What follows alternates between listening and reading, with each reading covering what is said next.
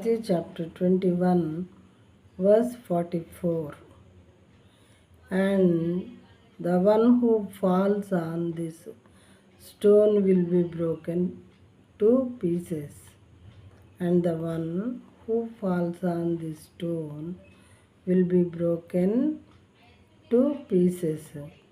And when it falls on anyone, it will be crush him. And when it falls on anything, it will crush them. Again the word, and the one who falls on this stone will be broken to pieces, and when it falls on anyone, it will crush them. In Telugu, మరియు ఈ రాతి మీద పడువాడు తునకలైపోవును కానీ అది ఎవరి మీద పడును వానిని నలిచేయునెను.